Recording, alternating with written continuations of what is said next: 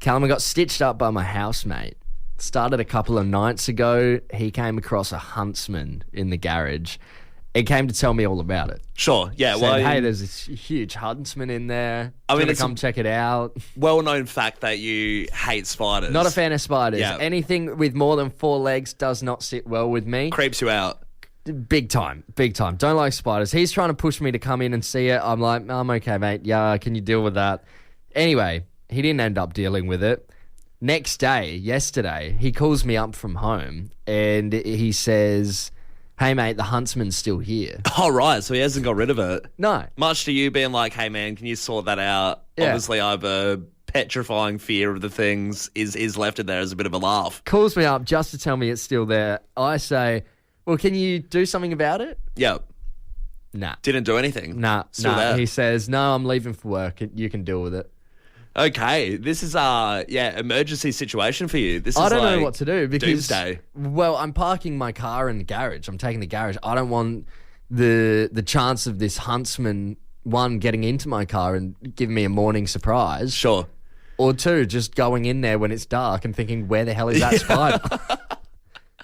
I feel like I'm picturing you opening the door and expecting like the spider from Harry Potter to just be Aragog, sitting there. yeah. Like he's eaten everything in your pantry and just grown an extra 100 kilos. It can be a baby spider. That's how I view all spiders. Yeah, all spiders are scary. As Aragog, the big spider from Harry Potter. Yeah.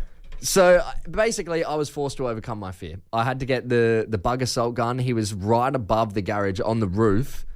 And so when I shot him with the bug assault gun, the salt gun, he went flying, didn't know where he went, freaked the hell out. Right. Do you think he's still alive? Or No, I no, I eventually, sorted him out. after minutes and minutes of psyching myself up. Probably took me about 45 minutes Yeah. in total to get rid of this spider. 45-minute process just to get rid of the spider. Yeah. And it's definitely gone? I had oven mitts on. How can you know for sure? There might be another one around I saw the place. the body. Well, He might have laid eggs. There could be heaps in the house. shut up. I don't want to hear from you. I want to hear from the Fresh Fam. 1300 73 73 74. Give us a buzz. What fear were you forced to overcome? Maybe you had mice in the shed. Maybe you're like me, moved out of home and got to deal with spiders. No more dad to look after it. Maybe you turned into a dad and just realised I'm not allowed to have fears anymore. Yeah, you're the spider guy. You have to deal with all of them. I remember... Spider guy, snake guy. Yeah. I get really scared with birds flying around and flapping in your face and stuff. And one of our mates has just built an aviary. Yeah, it has 4 birds. Constantly insists that we come over. Come see the birds. Why haven't you seen the birds? You should come feed the birds. Dude, when you were just standing in the aviary and that bird came flying and landed on your head. Yeah. Awful experience. But I've had to... One of the best things I've ever seen. I've had to really mask that fear and get used to it if I want to go and hang at his place. What fear were you forced to overcome? Give us a buzz over in Two Wells. We've got Caitlin on the line. Good morning, Caitlin. How are you? Good morning, Tom and Callum. I'm great. How are you? Very good. Very well. Caitlin, what was the fear you were forced to overcome? So I was always that school kid that was afraid to get up on stage, speak in front of class, ask the question if a teacher would ask me. So I had to have a think about what was the most scariest thing I could do that could make this better. So I actually started coaching junior girls football. Really? Oh, wow. Okay. Wow. Coaching footy. Okay, so you've just gone like 0 to 100 to the absolute extreme to overcome this fear. Yeah, and I think for me, the biggest fear wasn't just talking in front of people. It was getting up on stage and being in front of large crowds. And it probably took me maybe 6 years before I was comfortable. And now I'm actually a guest speaker for the Australia Day Council. So even if Wow. it takes you 6 years, 10 years, That's Amazing. unreal. 10 years later. Well, Caitlin, good message to people out there that if you just throw yourself in the deep end, something good can come out of it. Caitlin, any tips or tricks for people that aren't good at public speaking? Do you picture people naked? Is that a thing to do?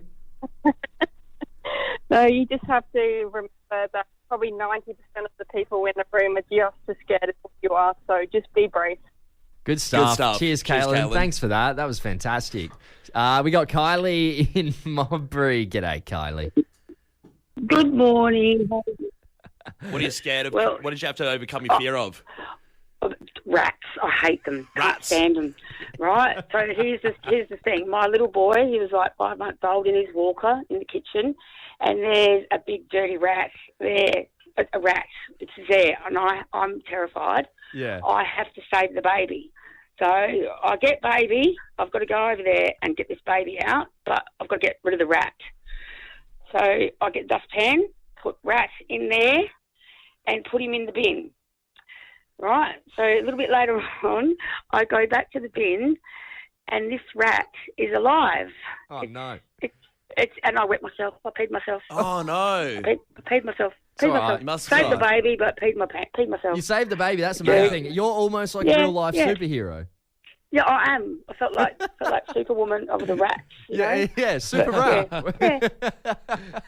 I hate rats too. I feel like that'd be a common one, right? Sagan in McGill, what fear did you have to overcome? I had a fear of dogs, and I went to camp, and they had like this dog there, and it was like kind of really big, and it didn't have a leash at all. They never would put it on a leash, even if you'd ask like over and over again. Yeah. Jeez.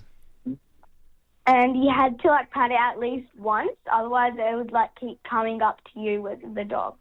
Yeah, I find that scary as well when I'm on the beach and someone hasn't got their dog on a leash and it runs up to you and, Big dog. hopefully, usually it's all right, but sometimes it's a bit scary, isn't it?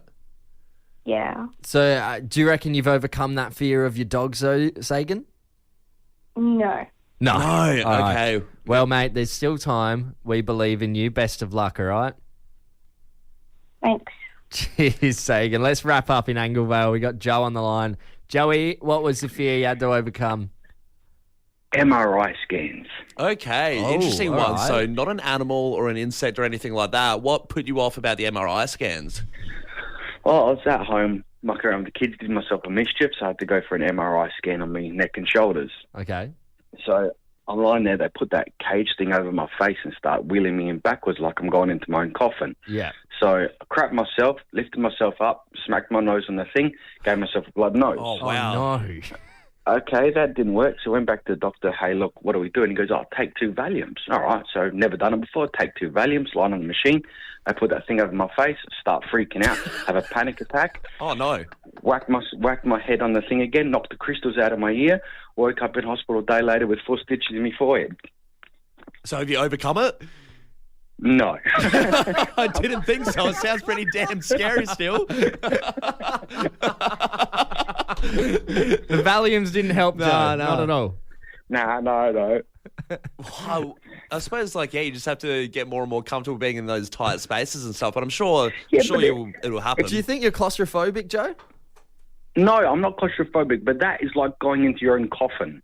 I've heard they're really loud as well and really intense. I think that's a pretty common one, Joe, at least. I'm half deaf anyway, so that doesn't bother me. Halfway there to overcoming the fear, Joe.